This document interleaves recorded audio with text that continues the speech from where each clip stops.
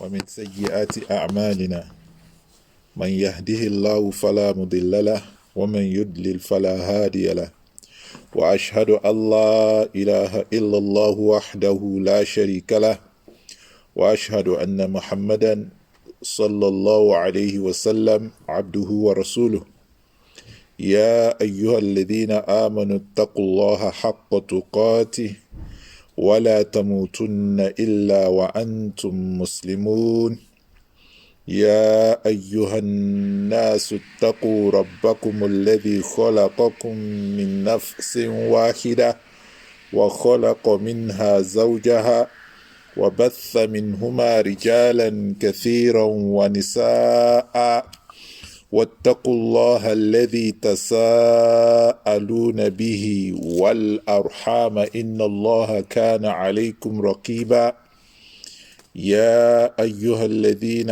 آمنوا اتقوا الله وقولوا قولا سديدا يصلح لكم أعمالكم ويغفر لكم ذنوبكم ومن يطع الله ورسوله فقد فاز فوزا عظيما أما بعد فإن خير الحديث كتاب الله وخير الهدي هدي محمد صلى الله عليه وآله وسلم وشر الأمور محدثاتها فإن كل محدثة بدعة وكل ضلالة في النار. We thank Allah subhanahu wa ta'ala who has made it possible for us to gather here once again. It is by His grace, it is by His permission we were able to do this. It is not by our will that made it possible for us. We ask Allah subhanahu wa ta'ala to always make deeds of righteousness easy for us on our limbs and easy for us on our hearts so that we may seek His favors and meet up with His blessings.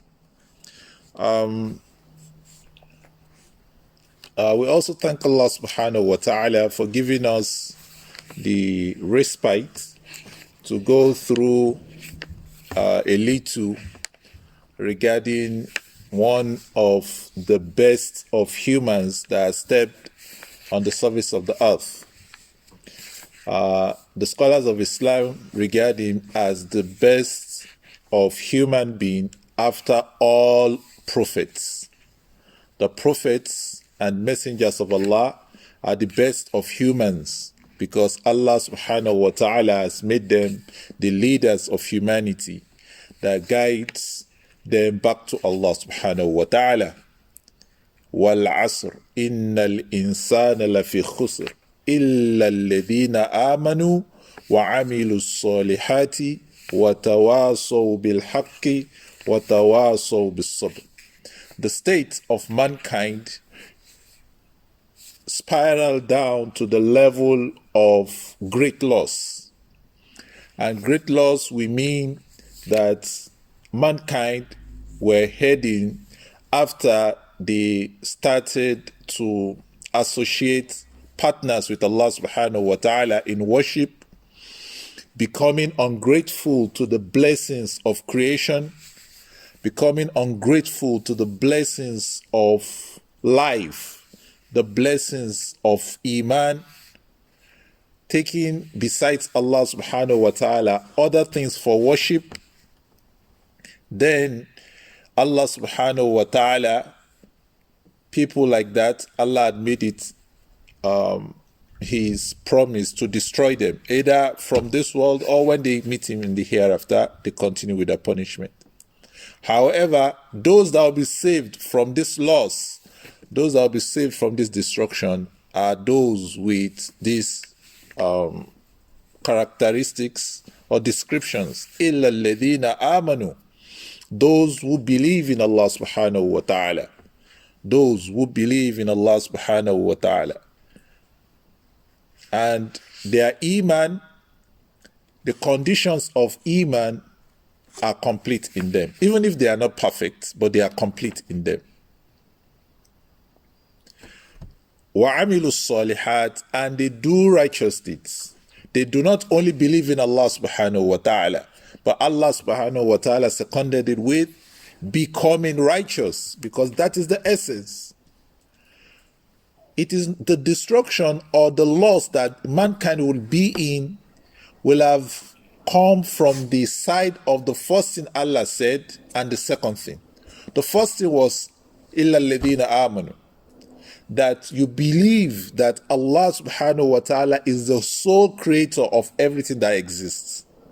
Then in giving thanks to Allah regarding that, you unify Allah with your worship, meaning you worship Allah alone. That is Tawheed. Unifying Allah, making Allah the sole being that you direct your worship to. Allah subhanahu wa ta'ala in Hadith al-Qudusi said that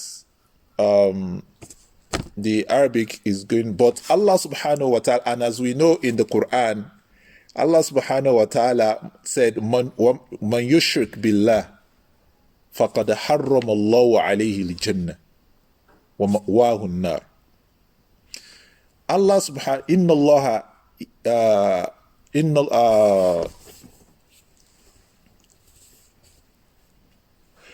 Allah la yakfiru an yushraka bihi, wa yakfiru ma duna dhalik liman yasha. This is a great sin such that Allah does not forgive it. Whoever dies upon associating partners with Allah subhanahu wa ta'ala, Allah subhanahu wa ta'ala will never forgive such a person. Why? Because it is ungratefulness that Allah subhanahu wa ta'ala will give you the gift of life, and instead of appreciating and thanking the one that gave you, you are appreciating other beings and other things, and you are associating, you are directing your worship towards them.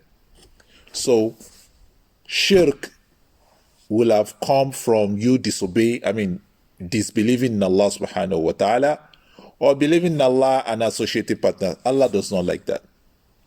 Allah does not like that you direct worship to Him and you direct it also equally to other beings, or you neglect Allah and direct your worship to other things. So that is the loss will have come regarding having no iman. The second thing is the handiwork of the human beings. It has to be righteous for humanity to survive. The age you are living in is a very funny age. Things are becoming a lot confusing. A man is telling you that, you see a man and he's telling you, no, you should give me a feminine pronoun. And they want to force, like professors, to also change the language. Go back to the university, change the whole language for us. It's very, very funny. Why? The reason is, one, Iman is the actions are not based on Iman, and the actions are not righteous. So this is the path mankind will have been going. We had some people during the time of Lut. That is the path some of them want the mankind to go, but Allah subhanahu wa ta'ala destroyed them. Some, it is what Fir'aun regarding legislature. Fir'aun does not want any legislation on the land except the legislation he designed. But Allah subhanahu wa ta'ala does not like that. Allah is interested in how you govern yourselves. Because the way you govern yourself because Allah did not create us to come and destroy ourselves. No. When Allah told Adam to come here, He said, my guidance will be coming to you. Adam alayhi salam was a prophet himself. Allah intended it for his progeny, for those that will come after Adam. Yes, Adam made a mistake, does not mean he's not a prophet. Other prophets also made mistakes. Do we understand? But because Allah knows that, yes, they worshipped Allah for 100 generations, nobody associated partners with Allah, but Allah knew that will happen and told Adam that my revelation, my guidance will come to you, meaning to your children after you. and Adam was the first prophet that they had. So the job, the responsibility of these prophets is guiding us. The way you are going to live with yourself, husband and wife, parents and children, neighbors, when you deal with yourselves, contracts. These are the things that mankind needs to survive. But when these things collapse, you start finding wars everywhere and there. We have, there are sometimes the world was described as dark ages. Those times, knowledge of Tawheed and righteousness was very unpopular.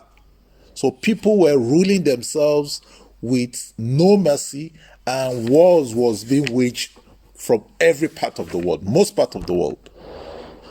So, وَالْعَصْرِ إِنَّ الْإِنسَانَ لَفِي خُسْرٍ. If you do not want to be destroyed, fall into loss, your iman must be correct. Secondly, your actions must be righteous. You must live high moral standards. These are things that are falling down, are dwindling, and we are seeing people coming out today that they are having their pride sign, disobeying Allah subhanahu wa ta'ala. We've had that in history. There are other things that people, and that is why revelation will always come to mankind, time to time. Unfortunately, there's none after the Quran. Nobody will receive revelation after Rasulullah Muhammad sallallahu alaihi wasallam. So it is our duty to fall back on the Quran for guidance. Science, as good as it is by experiments. What is at the end of the tunnel, you might not understand. But what is at the end of the tunnel is clear from revelation. Because revelation is for everybody, the learned and the unlearned. So that is why Quran and the Sunnah will come simple. When people are talking about the sciences and geology, whatever you are discovering from the Quran today, it is not coming with the language that we use now, the complex language that probably even a university student might not understand what you are saying if it is not his field, isn't it? But Quran will come with simple language that the village Arab person will understand, a normal person will understand. So, وَالْعَصْرِ إِنَّ الْإِنسَانَ لَفِي خُسْرٍ إِلَّا الَّذِينَ آمَنُوا وَعَمِلُوا الصَّالِحَاتِ وَتَوَاصَوْا بِالْحَقِّ وَتَوَاصَوْا بِالصَّبْرِ. One of the description is that for you not to fall into this loss, you should always encourage yourself to speak the truth, to stand for the truth. And that is becoming more and more difficult in the world we are in today. More and more difficult to stand for the truth, because the microphone is always being given to, Luka' in a hadith, riffraffs. Why are you calling them that? Because it's not just because they are non-Muslims, but people who are popular because of immorality. These are the people that are called Luka'. There are people that respect high moral standards, even they are non-Muslims. And the Sharia recognizes this kind of people. Because the Rasul sallallahu alaihi wasallam said, the best of you in Jahiliyyah are the best of you in Islam, idha faquhu. We'll be talking about Umar bin Al-Khattab. Who was Umar bin Al-Khattab before Islam? He was a person that always stand for what he knows as the truth. Before Islam, he felt his shirk was the truth. And that was why he was persecuting the Muslims. He believed, but when he listened to the Quran, before he became Muslim, his heart had softened, because he was even telling people, there was a day, we'll get to it also in the surah, but let me just pick this up. Umar used to be someone who liked to take his wine. He loved it, and he had people he drinks with. So he will go to the bar, to the spa, or to the pub. He will look around for those he drinks with. If he does not find them there, he will not drink there. So he was going to different pubs to look forward to drink. Okay, he didn't find anybody. Then he said, okay, today, let me just go to the Kaaba and do tawaf. So when he got to the Kaaba, in the middle of the night, he met the Rasul Sallallahu Alaihi Wasallam making salah. So he told himself, let me deal with this man. Let me scare him. So I'll go round. So he went round the Kaaba where the Rasul Sallallahu Alaihi Wasallam will not see him, so that I will grab him from behind. When he moved closer to the Rasul Sallallahu Alaihi Wasallam, the Rasul Sallallahu Alaihi Wasallam was reciting. When he heard it, he said, this word cannot be a word from ordinary man. This must be a recitation from a poet.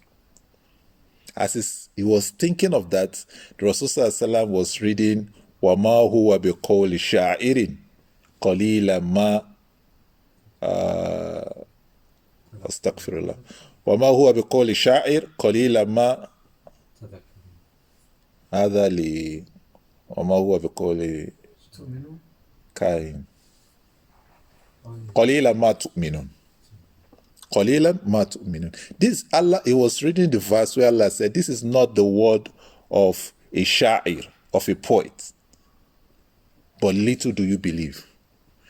Okay, he said, Kai, how did he know that I was telling myself this? Then he must be a word of a magician. So the next verse says, وَمَا هُوَ بِقَوْلِ كَاهِنٍ قَلِيلًا مَا تَذَكَّرُ. So this is not the word of a magician. But you do not give yourself a reminder. تَنْزِيلٌ مِّن رَبِّ الْعَالَمِينَ. When Umar heard this, his heart softened. Where I'm going is that even non-Muslims, their state with Allah is ala darajat. And that is to the extent of the justice of Allah subhanahu wa ta'ala. It's not that if Allah subhanahu wa ta'ala punish people for their disbelief, they are all in the same category. No. If their action is far better than others, their state will be better, even though everything a Muslim does not want to belong there. Do we understand? So, إِلَّا الَّذِينَ آمَنُوا وَعَمِلُوا الصَّالِحَاتِ وَتَوَاصَوْا بِالْحَقِّ. We must always strive to stand for the truth. We speak the truth. We tell people about Allah.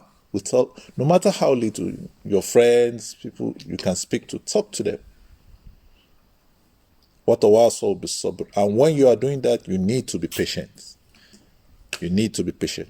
So this is the state of people, but Allah subhanahu wa ta'ala sent to us, we humankind, his revelation for us to be reminded, for us to be taught that if we hold on to his revelation, life will be good for us on a general note. But if we denounce and we reject his revelation, things will become difficult. May Allah subhanahu wa ta'ala guide us right. So we thank him for giving us the opportunity to go through the life of Abu Bakr as-Siddiq. We ask Allah subhanahu wa ta'ala to make it beneficial to us in our lives. We should not forget the reason why we are going through this series.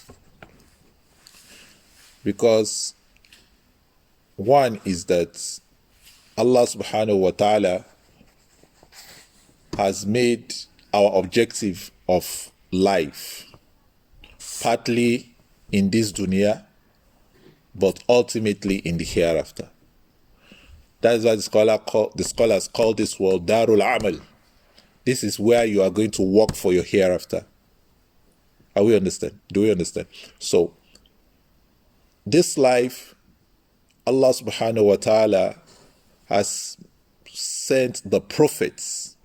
But after the last prophets, he has made it his responsibility to choose for that last prophet those that will carry his torch after him.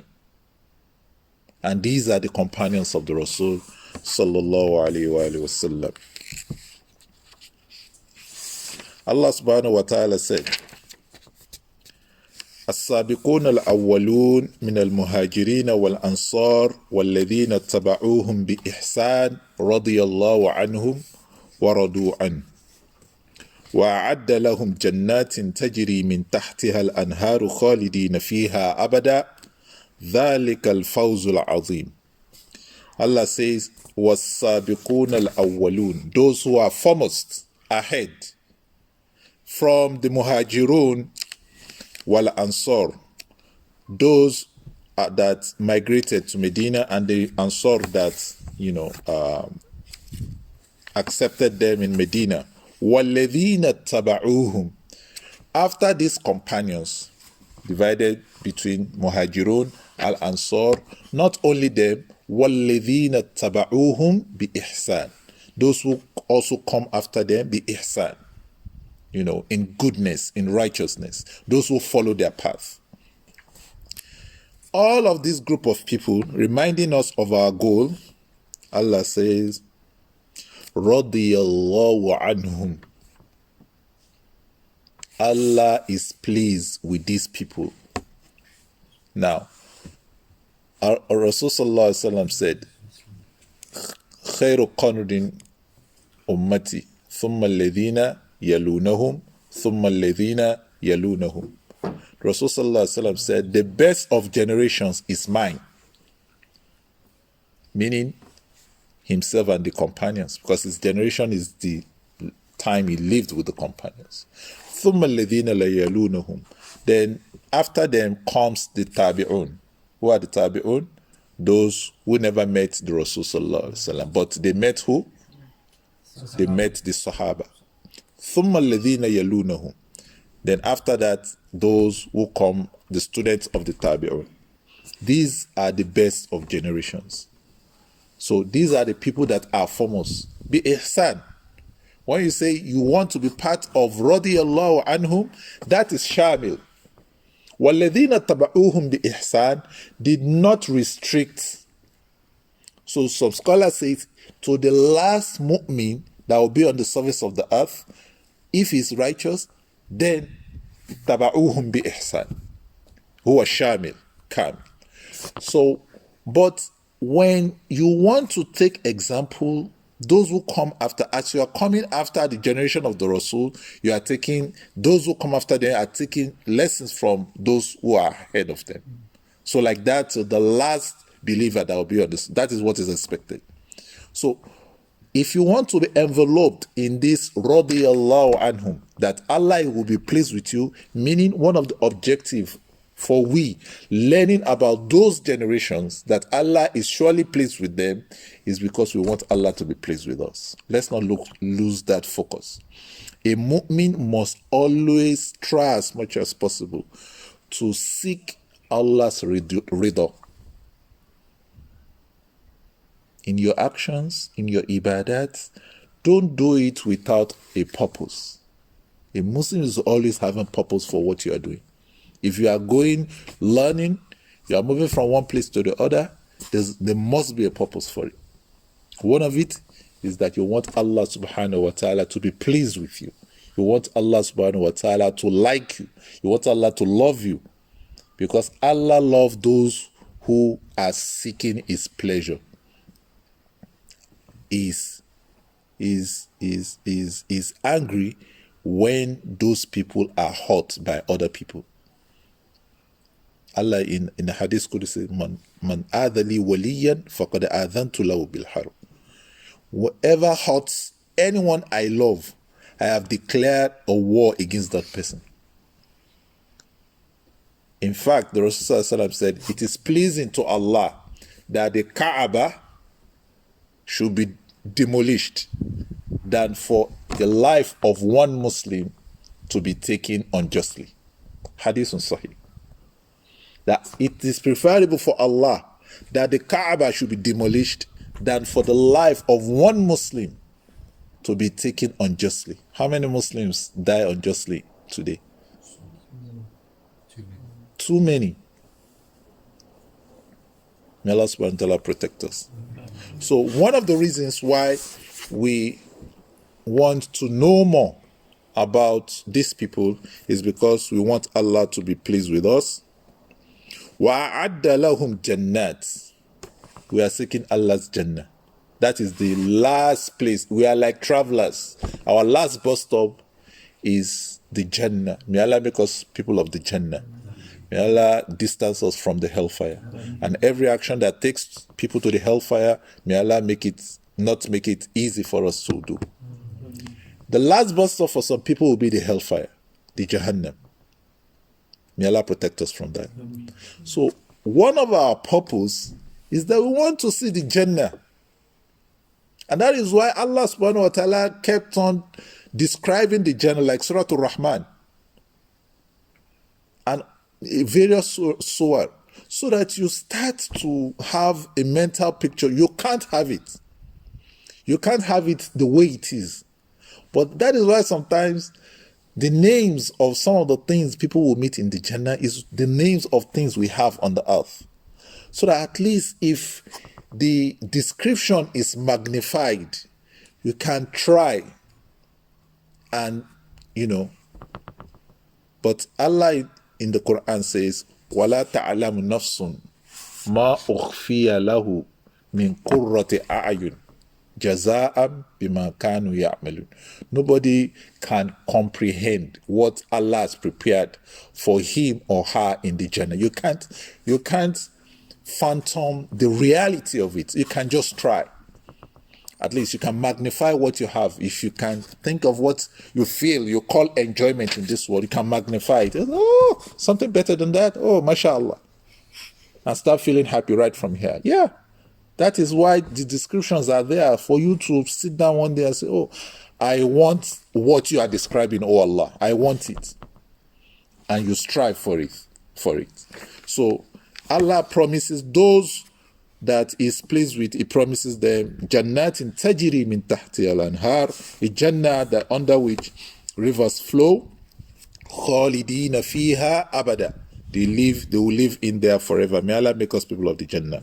Allah says, ذَلِكَ الْفَوْزُ الْعَظِيمُ. This is the greatest of achievement.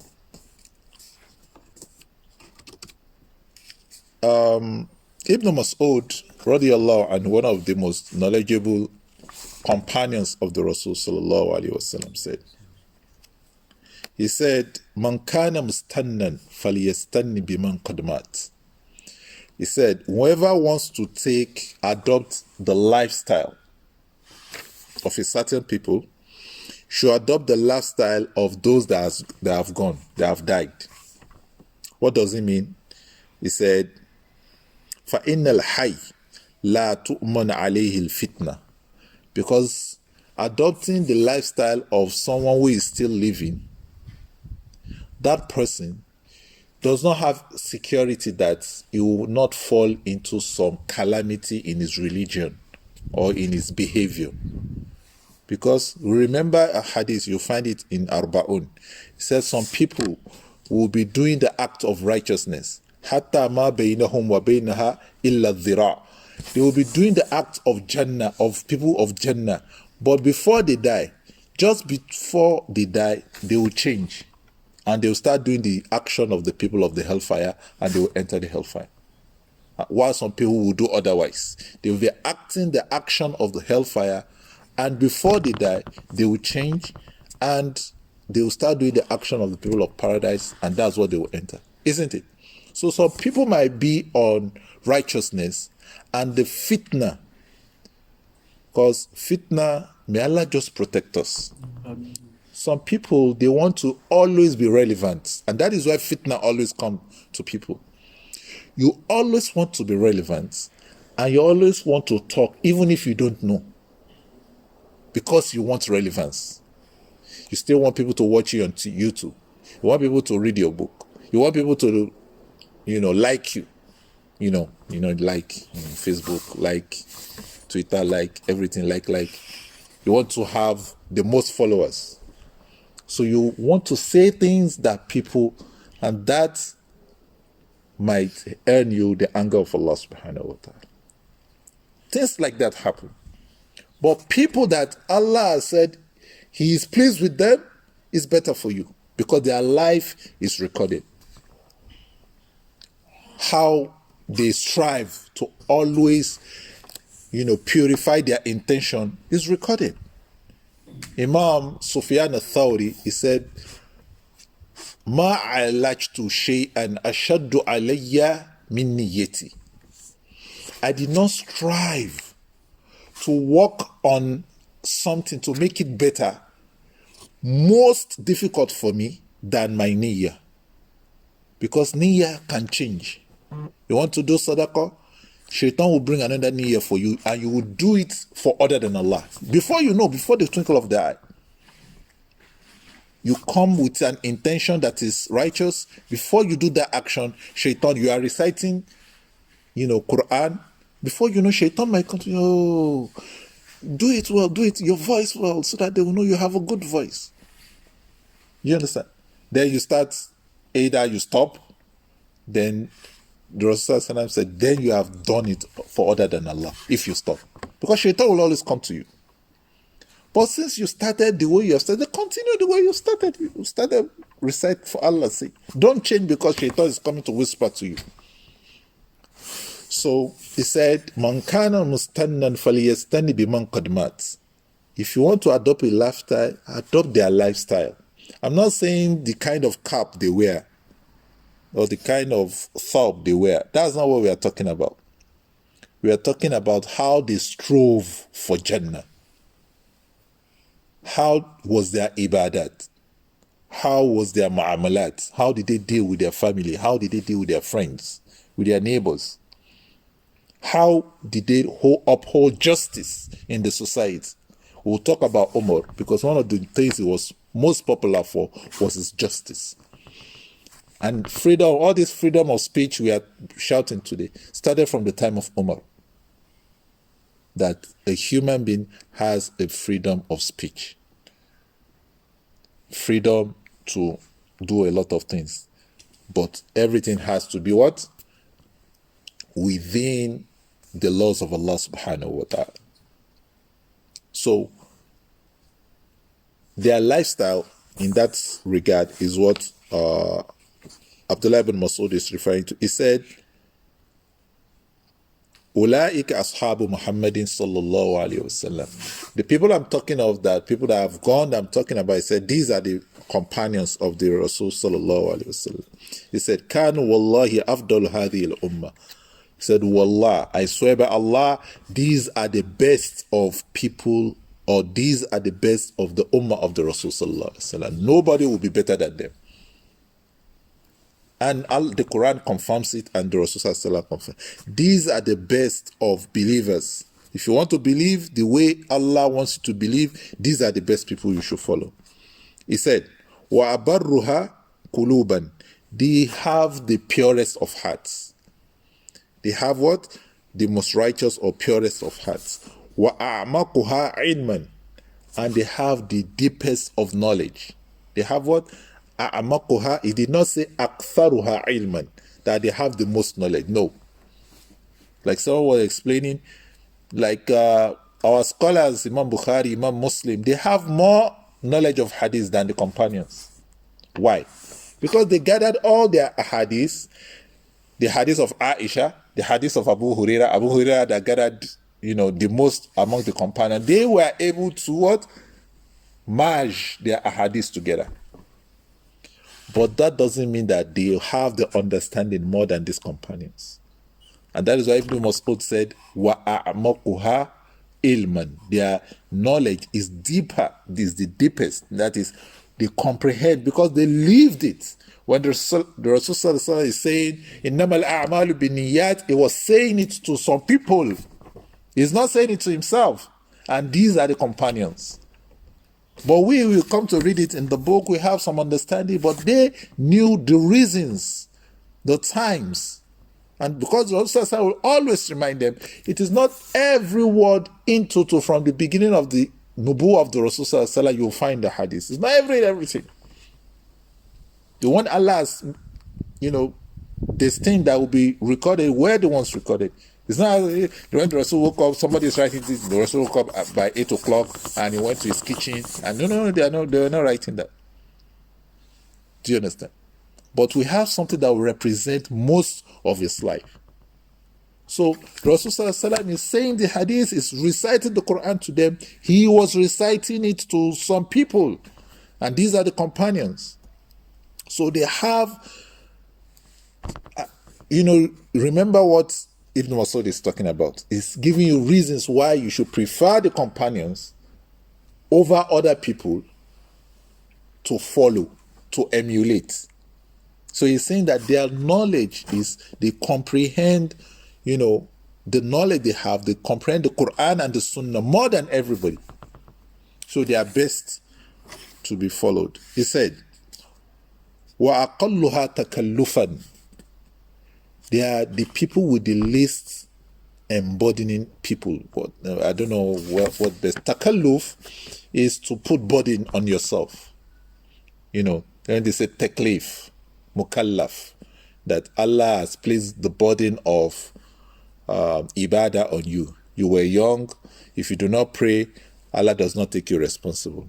But if you get to bulugh, then you have to do the ibadat that are wajib on you. Do you understand? So, but here is saying that the companions were simple people. They do not go into takalluf. Today, somebody will be delivering khutbah, for example, and the listeners are only understanding 10% of what he's saying.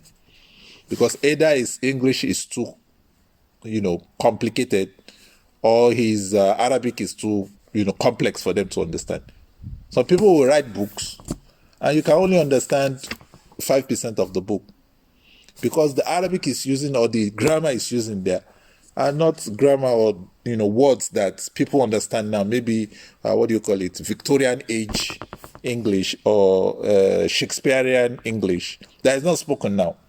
Yeah, you say you understand English. Go and pick Shakespearean English. You will know you don't understand English as much, because some words they use then, they don't use it now. You don't use it now. So why do you adopt it? Because you want to people know that you speak very good English? No, you are not passing the message. If you look at the Quran, I always wonder, when you go to the Arab world, you understand little Arabic. You are going there, you think you understand Arabic. The kind of Arabic they speak is, on the street anyway. You wonder what's going on here. But if you look at the Quran chose the simplest of terms to describe what is being said. The simplest of terms. If you look at the Sunnah, the Rasulullah will choose the simplest of terms. If it is difficult, he will say, do you know the meaning of this? Even in the Quran, Wama yudirika, he will tell you, okay, the meaning is this. Because it might take this meaning, it might take that meaning. So the companions were not people who were burdening themselves with, and that was why all these khilafat in Aqidah, in fiqh, that coming to this ummah did not start at the time of the companions. It started when people that tasted other civilizations, like the Roman, and the Persian civilizations, and they have all this philosophizing of things, or you tell them Al-Qadar, they start saying, no, which one comes before what? You understand? What existed before what? They were understanding it. They were simple people.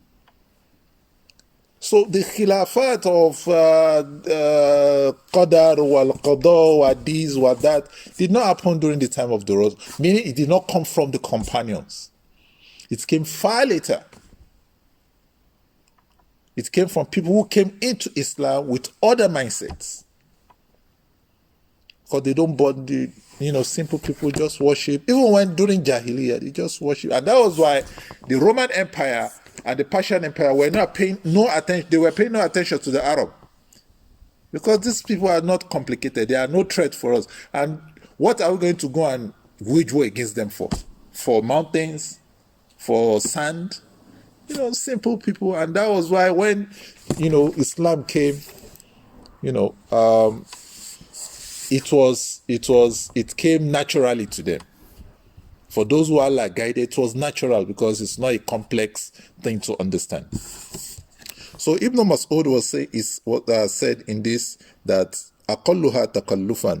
He said قوم اختارهم الله لصحبة نبيه. These are people that Allah specifically chose to become the companions of his prophet, to become the friends, the close companions of his prophet. Wa iqamati dinihi, and those he chose, Allah chose them to what? To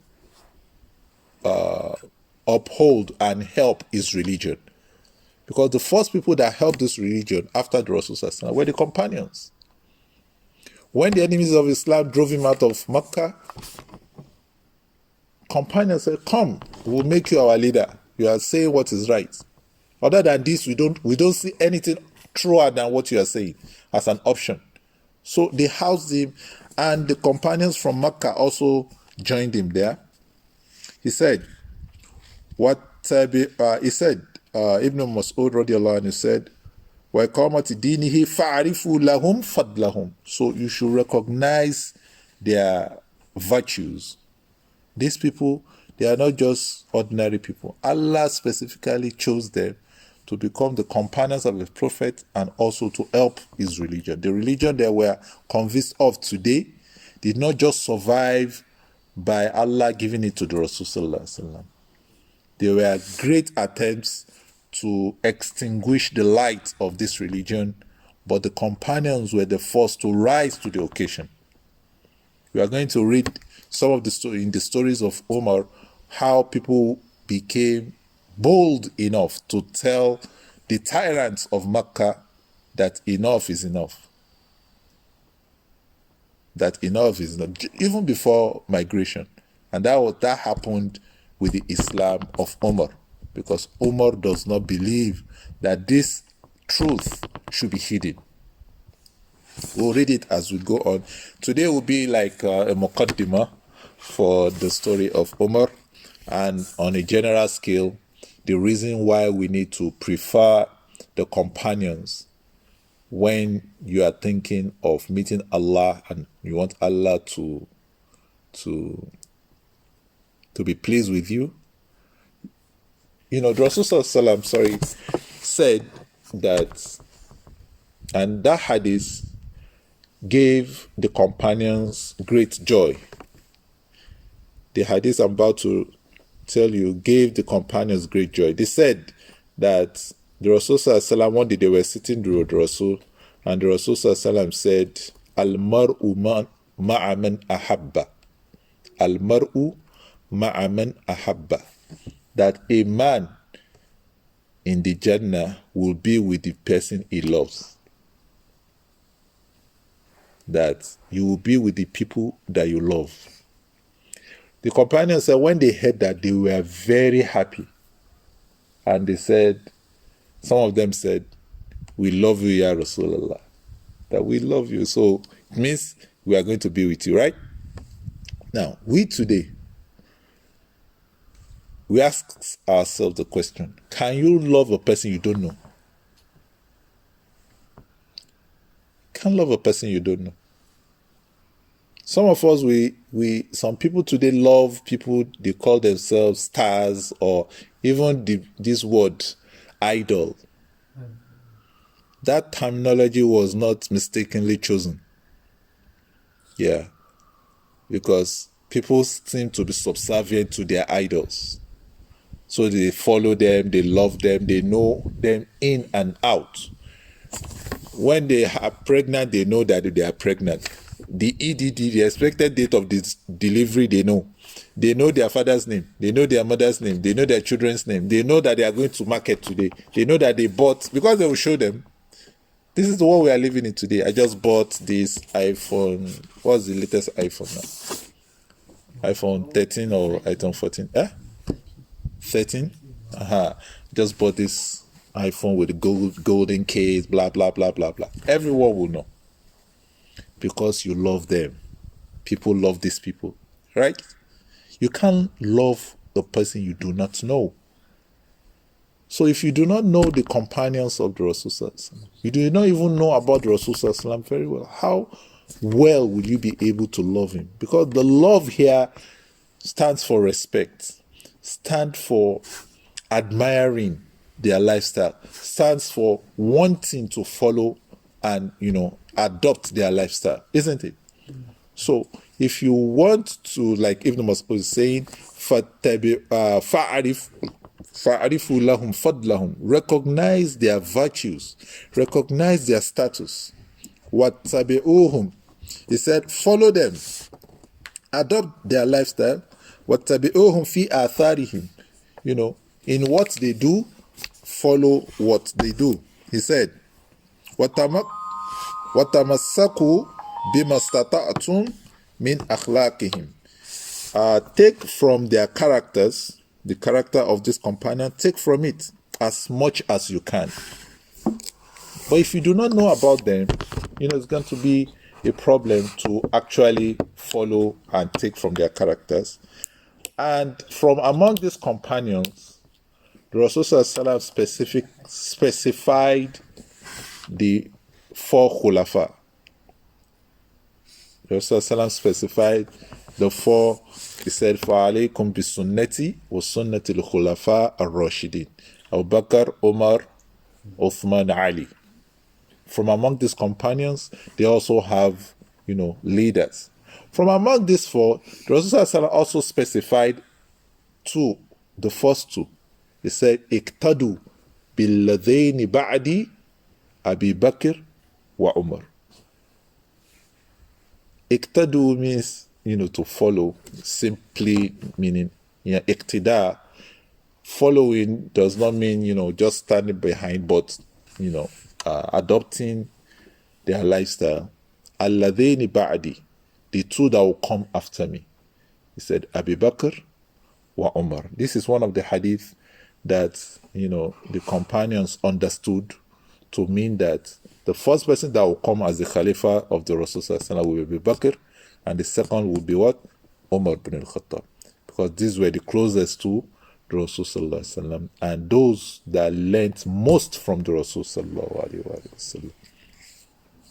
So we took it up on ourselves to learn about the Khulafa, and we also learn more about the Ashar Mubasharuna bil Jannah, because some scholars said that the Khilafah, if not that the Rasul had prophesied that after him will be Khilafah, then it will be Wiratha, that is people inheriting the position because they are the relative of this and that. If it were to be Khilafah and the Ashar Mubasharuna will be alive, it will not come out of these 10. And that is why they were the people that were in the shura of most of the succession of one Khalif to the other, these 10. Because Allah, the Rasul had trained them for this position. So Ibn Mas'ud said, tamassaku bima stata'tu min akhlaqihim. Adopt their characters, their behavior as much as you can. Wa dinihim, and the way they practiced Islam. فَإِنَّهُمْ كَانُوا عَلَى الْهُدَى الْمُسْتَقِيمِ, because verily these people were upon the righteous path. Today, we have a lot of khilafat in this religion. People will come and say, this is the way to practice this is the way to practice that. If you want to stand before Allah subhanahu wa ta'ala, and you do not want any problem for yourself, look back to the life of these people. Because if you look at the khilafat, it's always come with how people now interpret. Do we understand? How people interpret. But the Huda, the hadith did not come out. The Rasul was not talking to himself. He was explaining this religion, which was perfected in his time, to his companions. During the time of the Rasul, some companions had difference of opinion about things. Either to the fact that they never heard some things from the Rasul. Abu Musa al-Ash'ari went to Umar and read an hadith to Umar. Umar said, if you don't bring evidence, two people that I heard this from the Rasul, I'll deal with you. When Abu Musa al-Ash'ari went back to the companions, his face was pale because companions feared Umar. The only person that did not fear him was Hamza and the Rasul. Because the Rasul was powerful than Umar. As all the might that you hear of about Umar, the Rasul was, but he doesn't exert that energy on people, except if he's defending himself or he's fighting for Islam.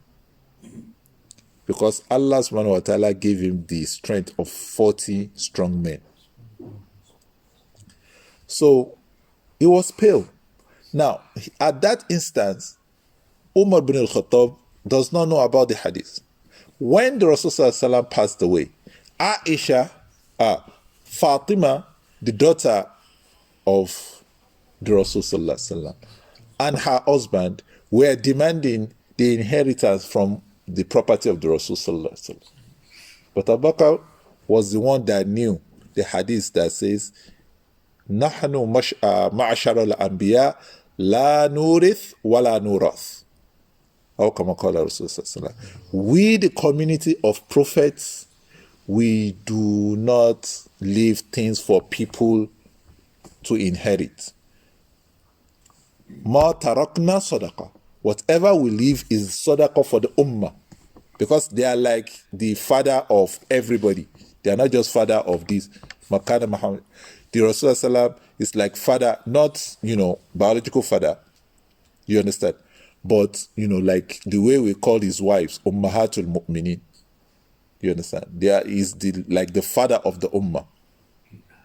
So whatever he leaves belongs to the Ummah, does not belong just to his. So it's a difference of opinion. But as a community, you will always have someone who will know that thing and tell the other one, no, this decision you made it because you do not know that the Rasul said so and so. So when you hear what the other companions said and the riwayah comes to you and it is acceptable, it is not a weak narration, why don't you accept it? Why do you say this is the way we practice it? But we need to know, and Ibn Masud is telling us, take the way they practice their religion.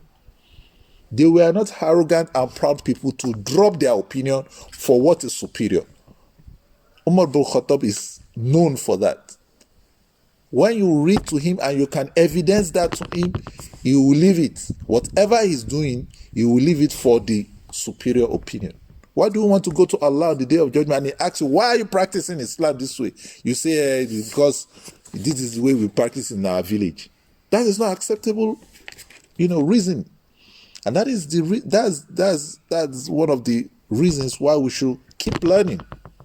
Because one day we are going to stand before Allah subhanahu wa ta'ala and he will ask us of what we have done. So when you think of it, these are the advice from a companion. Take the way they practice their religion. You will find different interpretations of Islam. But look back to what is the understanding of the companions regarding this verse of the Quran. What is the understanding of the companion regarding this statement of the Rasul sallallahu alaihi wasallam? This is the essence of the Rasul, Allah telling us about the strivings of the companions, and the Rasul sallallahu alaihi wasallam telling us to follow their sunnah, follow their ways. Ma ana alayhi wa ashabi. What I am upon and what my companions are upon. So the companions, like I said, they were specifically chosen because of their ikhlas, their pure hearts, and their high love for truth. And one of the best of them is Umar bin Al-Khattab radiyallahu anhu. We are going to be talking about Umar bin Al-Khattab. We'll be talking about his family. We'll be talking about his physical descriptions. We'll be talking about his who Umar was in Jahiliyyah. We'll be talking about his Islam. We'll be talking about his call to Islam, his defense of Islam. We'll be talking about, inshallah, his companionship to the Rasul sallallahu alaihi wasallam. We'll be talking about his khilafah and his battles with the Rasul sallallahu alaihi wasallam, his attending battles along with the Rasul sallallahu alaihi wasallam. We'll be talking about his hijrah, his life in Medina, his khilafah, his adl, his justice amongst the people, his government, and his last days on earth, and other things that is ibadat, and other things that are recorded about Umar bin Al-Khattab. Umar bin Al-Khattab, as we all know, his name is Umar. His father's name is Al-Khattab ibn Nufail. Al-Khattab ibn Nufail is the name of the father of Umar bin Al-Khattab.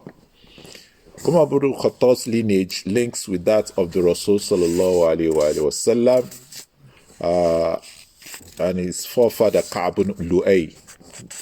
He meets with the Rasul sallallahu alaihi wasallam at the level of Ka'b bin Lu'ay. وَيُكَنَّ Aba Hafs. Umar bin Al-Khattab is termed Abu Hafs. And that is why when you read Sahih Bukhari, the Isnad, you will see Abu Hafs. Abu Hafs is, what's the meaning of Abu Hafs? Father of the lion. Yes, Abu Hafs is a lion because of his brevity. I mean, the boldness and braveness of Umar bin Al-Khattab. And he's also called Al-Faruq. Why is it called Al-Faruq? Or why was it called Al-Faruq? He knows right from wrong. Yes. But there's a specific event that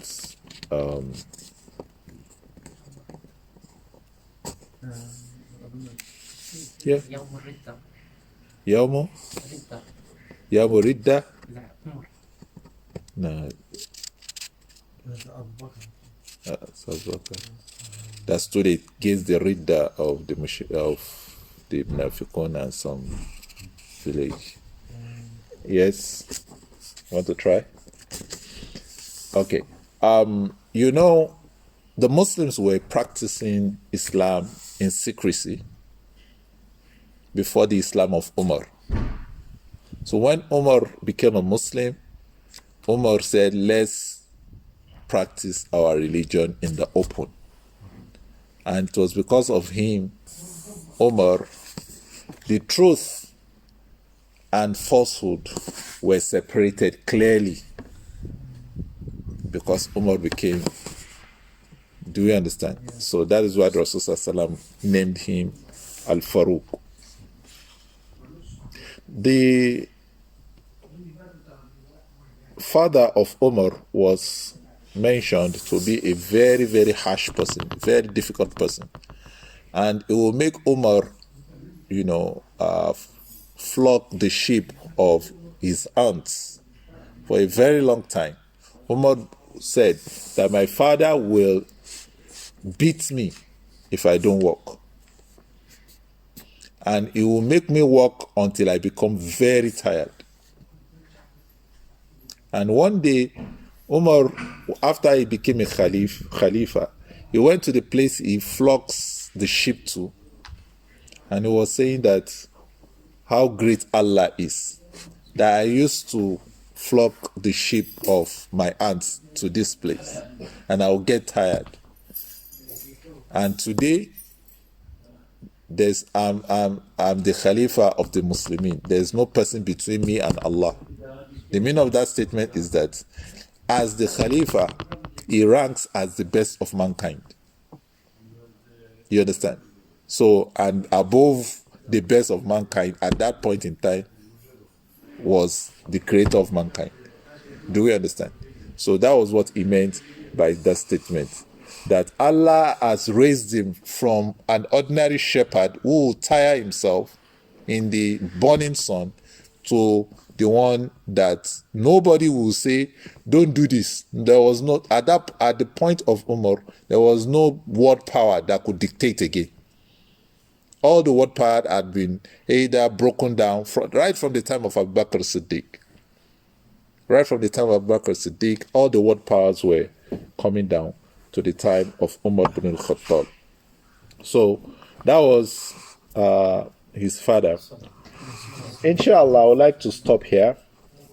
Next week we'll dive direct into the life of Umar. We'll be describing his physical appearance.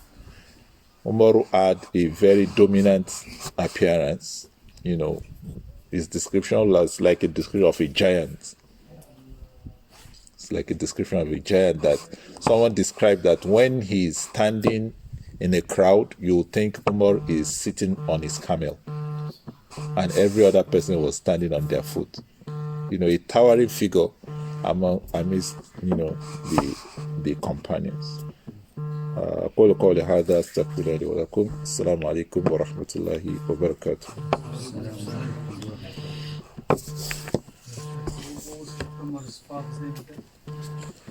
Al-Khattab ibn Nufayl. Al-Khattab ibn Nufayl.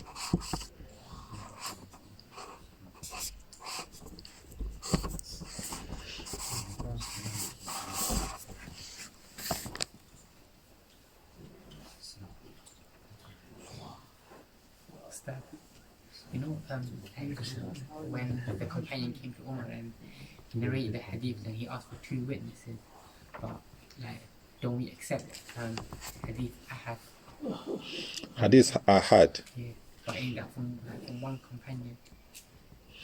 Yeah, generally the companions agree that we accept hadith ahad. Like hadith innamal a'mal binniyat is hadith ahad. Because when you look at all the acceptable narrations, no narration is sahih except the one narrated by Umar bin Al-Khattab. And that student that took it from Umar bin Al-Khattab. Who was that?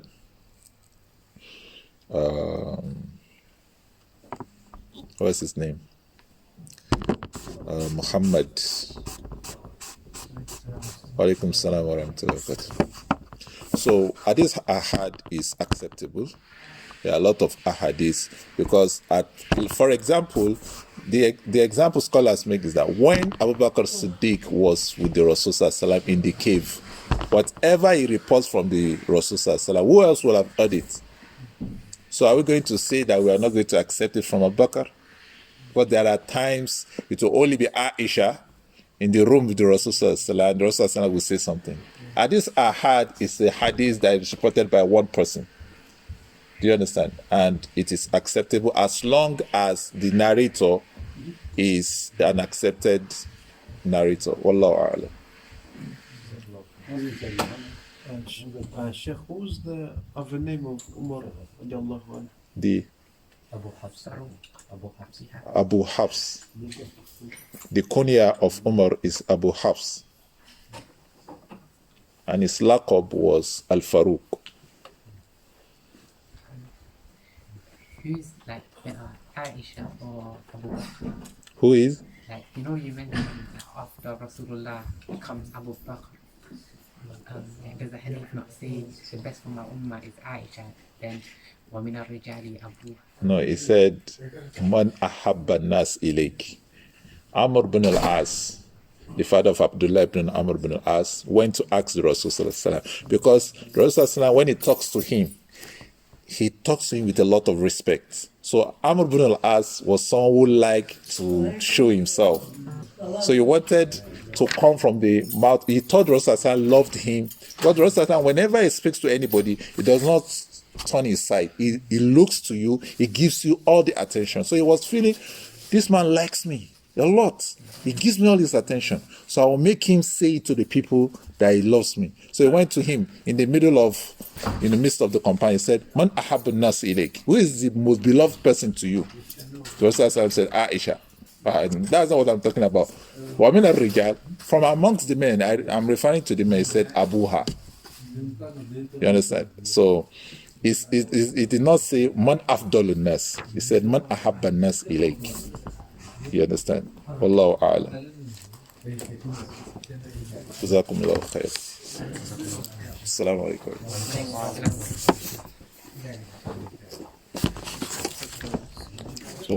Jazakallah. Ahsan Allah. الحمد لله